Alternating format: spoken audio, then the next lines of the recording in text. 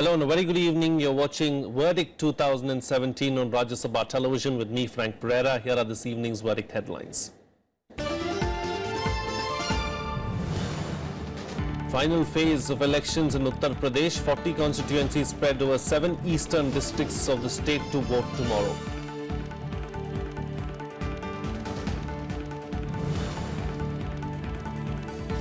Month-long election exercise will come to an end tomorrow. Manipur to have polling across 1,151 booths in its second and final phase.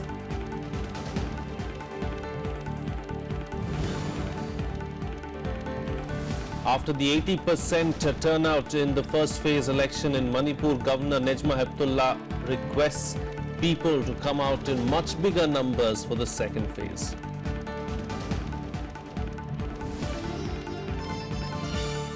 Well, Manipur is gearing up for the second and final phase to be held on the 8th of March. This phase will witness polling in 22 assembly constituencies. The first phase registered an impressive voter turnout and all eyes are now on the Thoubal constituency where Irom Sharmila is pitted against the Chief Minister. Polling parties have been sent to all 1,151 booths for the last phase of Manipur's elections. With most of the seats in the hill areas in this phase, officials have been asked to pay more attention to the sensitive areas. Polling will begin at 7 a.m. and end by 3 p.m. हम भी बहुत अच्छा से training किया है. We are training, we do very well training, and I hope we conduct smoothly this election. Are you getting support from the security personnel? Yes. We CRPF 9 persons and local police, 2 men and 1 woman, total 11 we have. 265 companies of paramilitary forces have been deployed for this phase, in addition to the state police forces, which account for around 7,000 personnel. Each polling booth will have 10 jawans manning the area along with police constables.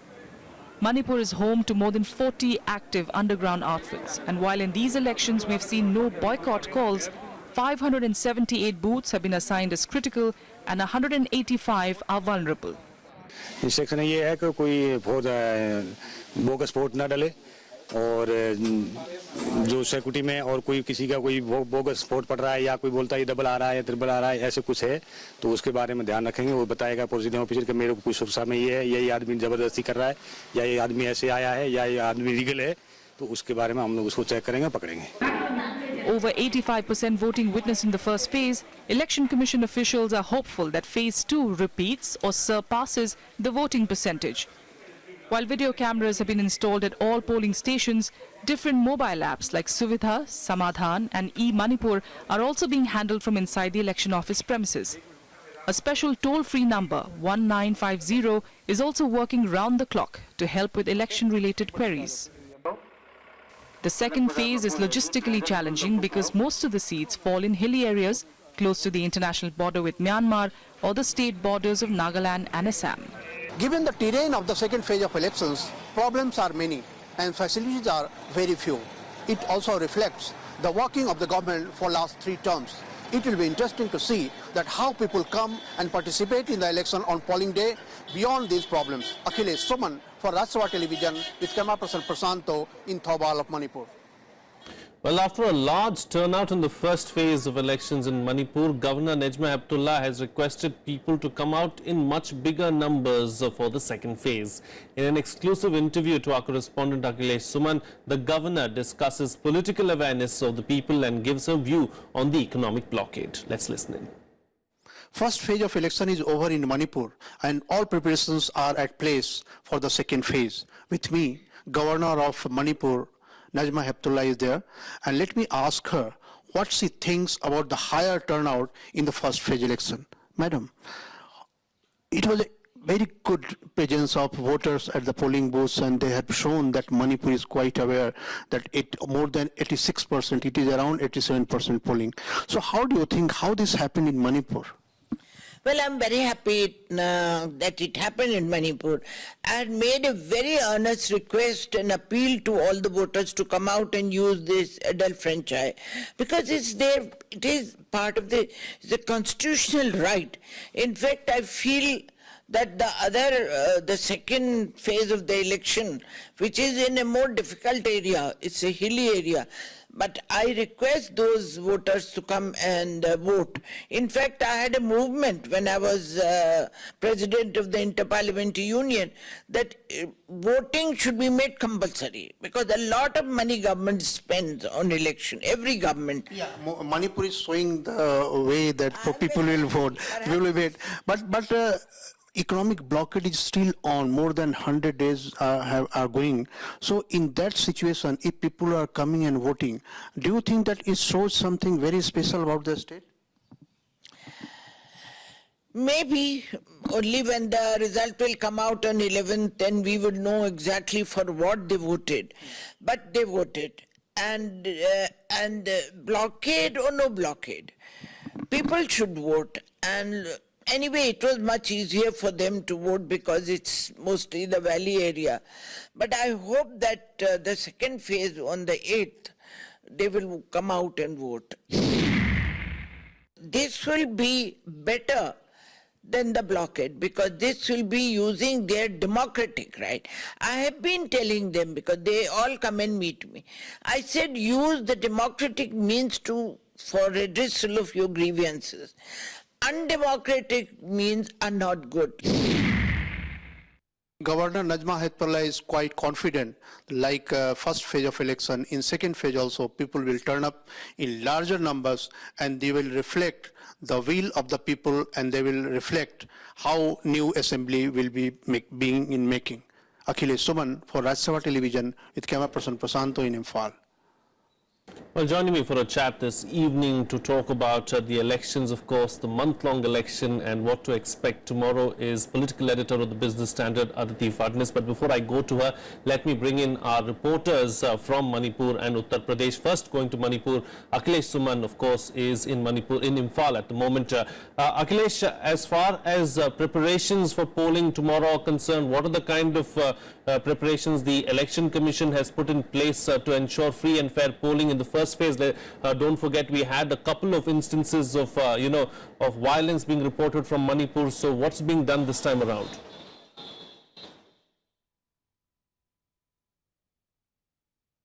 Yeah, actually those were very uncertain violences, and it happens generally in every other state. So it was not very specific, the way Manipur is known all over the country about boycott of election, about something happening just before the election, a day or two before the election, so that people are intimidated to go to the polling booth. But this time it has not happened, and I'm keeping the fingers crossed that it hasn't happened till now, a day before the second phase of elections also. So it gives very positive signal, Frank, actually, that Manipur is going in a different mode. Political voices have always been there in Manipur, but they had different mechanism to raise their voices. They used to go into violence and gun-toting, people were moving all around. But this time, what I am getting the information that many of the underground organization people are also fighting the election as independent or with some parties. And even in United Naga Council that has given the economic blockade, they have appealed to the people not to vote for the Congress, oppose the Congress. That means they are also encouraging people to go to the polling booth and vote. So it will encourage the polling percentage in Naga inhabited area. But if you go to the Kuki inhabited area, they are always rivals with the Nagas, given the internal dynamics of the society. So they will also come in the competing number so that they surpass and they can choose their own candidate of their choice. So it is going to be very interesting in hilly areas, because valley area was almost homogeneous, but hilly areas have different type of communities and different type of political aspirations. Sure. So, and given the international border near Myanmar, I was talking to Chief Electoral Officer. He was telling that there had been some inputs that some miscreants may create problem and they can just pass the Myanmar border. So border has been completely sealed, not only from Myanmar side but also in Nagaland and Assam side, because there are some interstate gangs, there are interstate groups that may create. So. Right.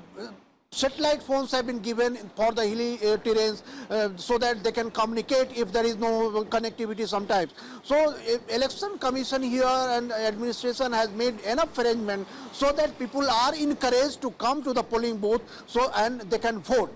Now Sure. it is the All right, Akhilesh Suman, we'll have to leave to that. Thank you so much for joining us there with those details from Manipur. Let me bring in my guest right now. You know, Aditya, as far as Manipur is concerned, Ibobi Singh pitted against Irom Sharmila, first time contesting an election ever, of course. Do you believe that this is going to be the biggest test yet for Okram Ibobi Singh? Well, I should think so. He's had a long innings, and this time I'm not sure if he's going to be able to do what he's done. I think he's seeking chief ministership for his party for the fourth time. He's had three innings. So it's not easy, but we have to see. There's been a lot of chopping and changing of Manipur. There has been new districts have been carved out, and as your correspondent pointed out, the hill districts are the most important because that's where all the changes have taken place. New districts have been carved out, new constituencies have been, new areas have been demarcated, and I think this is the first stab that the BJP, which has an alliance partner in the Naga People's Front, will get at power in Manipur. Indeed. Were you surprised at all with the smooth and peaceful conduct of elections thus far in Manipur this time around? Very pleasantly surprised, because I had not expected, given the fact that there was a time when the governor had even was on the brink of recommending president's rule there, and given the fact that there's been a blockade. I mean, petrol sells for anything between 300 and 700 and 1,000 rupees a litre there. It's a very difficult situation there. So given all those problems, I had expected that people's anger would kind of burst forth spontaneously in the election. That hasn't happened, which means that life is maybe chaotic in Manipur, but people still believe in democracy. Indeed, people do still believe in democracy, and that's a great factor coming out of all of this. Do stay with us, Aditya. I'm going to come back to you for a reaction on Uttar Pradesh as well. But first, let's take a look at what's going to happen in Uttar Pradesh, of course, where 40 constituencies spread over 7 eastern districts will go to polls on March 8th. This phase also brings the 2-month-long poll exercise, or rather month-and-a-half-long poll exercise, to a close. Here's a report. Electioneering for the 7th and last phase culminated on Monday after various political parties wrapped up a trailblazer campaign in Uttar Pradesh. Voters from 7 districts, including Ghazipur, Varanasi, Chandauli, Mirzapur, Bhadoi, Sonbhadra and Jaunpur, will exercise their franchise on Wednesday. With opponents giving a tough fight in the Prime Minister's parliamentary constituency, the battle for Varanasi has become a matter of prestige for the BJP. In this election, that modesty, beauty, cultural heritage of his Banaras is in threat. Most of the political parties unnecessarily made it a prestige issue, and out of altogether 8 seats of this district, BJP was enjoying good number of MLAs, but now everyone is neck to neck with others. A total of 1.4 crore people will vote for 535 candidates in this phase. This includes around 65 lakh female voters and 706 from the third gender. While the maximum number of 24 candidates are from Varanasi Cant seat, a minimum of 6 candidates are contesting from Kerakat. 14,458 polling booths have been set up for this phase. We have made the ample security arrangements, and we have a 90% coverage of booth by central paramilitary forces. All sensitive and vulnerable booths have been covered. We have put 170 sector magistrate all along with the sector police officers and with a reserve for a mobile priority. So each and every booth will be covered within 5 to 8 minutes, even in case of any contingency of any problem. BSP has fielded its nominees for all seats, while the BJP is contesting in 22, leaving 8 seats to its allies Apna Dal and Suhel Dev Bharatiya Samaj Party. Samajwadi Party's candidates are in the fray in 31 segments, and its ally Congress is contesting from 9 seats. In the 2012 state assembly polls, Samajwadi Party won 23 of the 40 seats. 5 went to BSP, 4 to the BJP, 3 to Congress and 5 to others. The important issues in this particular region of Purvanchal are unemployment, farmers' distress, law and order situation and infrastructure development. But the vitriolic campaign, loaded with caste, community and religious mobilizations, shoved these issues to the back burner. It is a high-stakes political arena for all the parties locked in a triangular contest. Reporting from Varanasi with camera person Arvind, I'm Kriti Mishra for Rajya Sabha Television. Our correspondent Kriti Mishra joins us live from Varanasi right now. Kriti, what are the kind of arrangements that are in place to ensure free and fair polling in the last and final phase of polling in Uttar Pradesh tomorrow? Well, Frank, the Election Commission has gone full throttle to ensure that there are free and fair elections tomorrow. So as far as security arrangements are concerned, elaborate security arrangements have been made, and actually the districts, the border districts have been also, covered by police personnel, and also there would be live streaming and web streaming from the vulnerable and the sensitive booths. So there also has been a large-scale seizure of illicit liquor and cash. So as far as the Election Commission is concerned, it has also put in a lot of efforts to ensure that there's a better voter turnout. So it has organized things like Rangoli competition, Mehndi competition, to really motivate the rural women, and for the young and the first-time voters, it has also collaborated with the Facebook, and also third gender, and also a lot of other people. Election Commission has motivated, and it's only not about Election Commission. In fact, the commercial establishments have also come up with schemes like if they see indelible ink mark on your finger, they'll give you discount up to 20%. So definitely there's more awakening. The society is getting more conscious, and the Election Commission expects an impressive voter turnout tomorrow. Frank? Indeed, all right. Kriti Mishra, we'll have to leave it at that. Thank you so much for joining us there with those details. Let me bring in my guest right now again, Aditi Fadnis, political editor of the Business Standard. As far as this final phase of polling is concerned, do you believe it is still extremely crucial for all the three stakeholders in Uttar Pradesh, or do you believe that the election has already been decided? No, I don't think, nobody can say that the election has been decided. In fact, in any election, it's very perilous to say that the election has been decided. 40 seats is still a lot. It's 10% of 400, which is the number of seats, total seats in the legislature. We have to see, Eastern UP is absolutely crucial for the BJP. It must win this, the majority of the seats if it wants to form the government, given that the reports coming in are that in the first 2 phases they haven't done that well. On the other hand, Samajwadi Party is undeniably popular because of the image of Akhilesh Yadav, and we have seen massive road shows by everybody. The Bahujan Samaj Party also cannot be written off. So we have to see. The last performance of the BJP in 2012 was not so impressive. In 2014, in the Lok Sabha elections, the Apna Dal and other parties did win number of seats, and we have to see how the Congress performs, because unless the Congress gets a sizable number of seats in this phase of polling, it's very hard for the SP to make any bids. Indeed. All right, we'll have to leave to that. Thank you so much, Aditi Fadnis, for joining us on the program and putting things into perspective for us. Well, moving on now, extensive security arrangements are in place, and companies of paramilitary forces and police have been deployed to ensure peaceful polling. Speaking to Rajya Sabha Television, Inspector General of Police of Varanasi said that appropriate action would be taken against all poll illegalities. Let's take a listen in. Tell us about the security arrangements to ensure free and fair polling takes place tomorrow. We have made elaborate security arrangements for the polling day. We have deployed 800 sub-inspectors, 425 head constables and 5,700 constables totally for polling duty.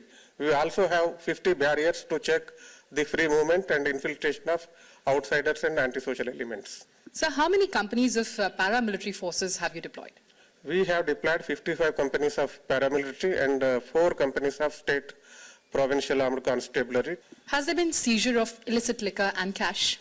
Yeah, there has been a seizure of 3 crore 38 lakhs cash only in Varanasi districts, and we have seized 2,892 liters of liquor also. And every vulnerable village we have deployed the paramilitary force in the vulnerable pocket. And police have made elaborate preventive measures before the election. And all the vulnerable areas were properly taken care of, and there is no vulnerability as on today. From Varanasi, with camera person Arvind, I'm Kriti Mishra for Rajya Sabha Television. Uttar Pradesh Chief Minister Akhilesh Yadav on Tuesday addressed a rally in Alapur in Ambedkar Nagar, where he once again targeted Prime Minister Narendra Modi. The UP Chief Minister said that the Prime Minister and BJP were playing divisive politics over the electricity issue. He also said that the Prime Minister's promise of waiving of loans of farmers was a false one, as the BJP-ruled government had failed to do so in Madhya Pradesh and Chhattisgarh. The Alapur seat was to go for polls on February 27, but due to a death of a Samajwadi Party candidate, polling was postponed to March 9th. Well, the weavers community in Prime Minister's parliamentary constituency Varanasi and Mirzapur of Uttar Pradesh had faced hardships after the NDA government announced the demonetization of old 500 and 1000 rupees currency notes. However, the opinion on demonetization differs in the poll season from weaver to weaver. It is difficult to assess whether BJP's gamble of demonetization just before the elections would pay off massively or hit it hard. Let's take a look at this report. The rhythmic clattering of the handloom and power looms reverberates in the narrow by-lanes of Varanasi's Lallanpur area that houses most of the weavers of Varanasi's trademark Banarsi silk sarees. The daily turnover of the Banarsi saree industry is estimated to be around 20 crore rupees. But in the week of demonetization, power loom operators had to cancel hundreds of orders for sarees and hundreds of weavers were left jobless. However, weavers now appear divided on the issue of demonetization. Many claim the move dealt an irreversible blow, while others say that normalcy has returned. नोटबंदी से हम लोगों का भारी नुकसान हुआ है। 1.5 महीने काम बंद हुआ, बुनकरों को काम नहीं मिला। पैसा ले लेके कैसे कर्जा लेके तो खाना खा रहे थे। बहुत दिक्कत हो गई। हम लोग तो काम करने वाले आदमी हैं। और जो घर में बनाए उनका क्या हालत होगा? Demonetization evokes mixed response from carpet weavers of Mirzapur Bhadoi region, the largest handmade carpet weaving cluster in the country. नोटबंदी का इतना असर प्रासर कि सवेरे 8 बजे से लाइन में लगे 2 बजे तक पेमेंट मिल रहा था अपना पैसा और पूरा दिन भर का समय खराब होता था। नोटबंदी के कारण भाई वो कम पैसा देता है, जहां 200 देना था वहां 100 रुपया देकर काम कराएं और नोटों को लेकर हमारे मजदूरों और में कोई समस्या नहीं था। BJP has been careful not to mention the demonetization issue in campaigning speeches, while the alliance and the BSP invariably rake it. 2014 में आंधी थी और 2017 में सुनामी है और ये सुनामी जो है ब्रज से चली है। पहले चरण में जब मतदान वहां हो रहा था उसके बाद ये आंधी जो है वहां से उड़ी, ब्रज की रज उड़ी और लखनऊ आते आते उसने सुनामी का रूप लिया। कैश मतलब नॉट नेसेसरीली ब्लैक मनी। ये लोग एक्चुअली जो है ज्यादातर लोग जो हैं ये जो इनकम टैक्स लिमिट है उनसे नीचे हैं। तो कैश का मतलब ये नहीं कि ब्लैक मनी। तो इसको आप अचानक इस तरह की डीमोनेटाइजेशन करके पूरा इनका पेट पे लात मारा, पूरा इंडस्ट्री पे आप बिल्कुल खत्म कर दिया। In an election where battle lines are drawn on caste and community lines, the issue of demonetization is also often talked about.